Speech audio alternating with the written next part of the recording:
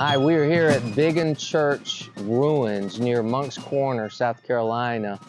This was a 1700s vintage church, established I think 1710, 1776 through 81. It was in existence. It was a very popular church attended by Henry Lawrence and William Moultrie, actually. The British, who swept down through the state from north to south to meet up with some of the British that had already taken Charleston, were led by Colonel Tarleton. If you know anything about him, Colonel Tarleton was called the Butcher.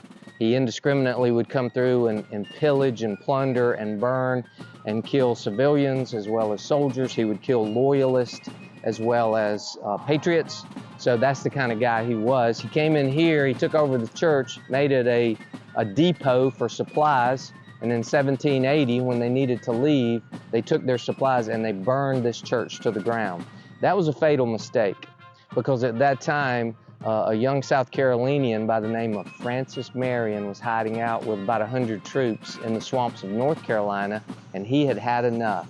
And he heads south in pursuit of Colonel Tarleton with the much bigger forces, and he decided that he was going to make life so miserable for this evil man that there would be a price to pay, and the war started to turn on the heels of what happened here.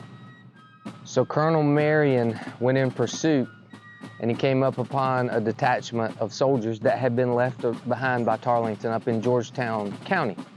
It was at a tavern that they were using, and also they were camping all around the tavern. It was next to what is called Black Mingo Creek. And so Francis Marion and his guys arrived, so about midnight that night, they set out down a dirt road to cross a little bridge to get over to the side where the British were camped out. The only mistake they made was, as they went across that bridge about a quarter of a mile up north, the clomp, clomp, clomp was so loud that it woke a sentry up, and he fired a warning shot.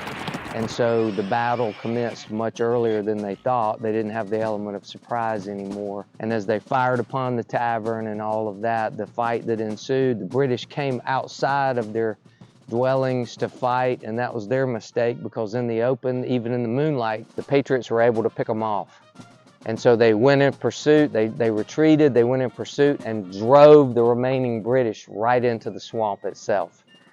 And so then as they came back, customary to Francis Marion's guerrilla warfare tactics, he took all the guns, all the ammo, all the supplies, and all the horses that the British had so kindly left him, and that supplied them for the next several days to go and take out the next detachment behind Tarleton. What a legacy we have here in South Carolina, where 200 battles or skirmishes were fought in the Revolutionary War. God bless you, and God bless America.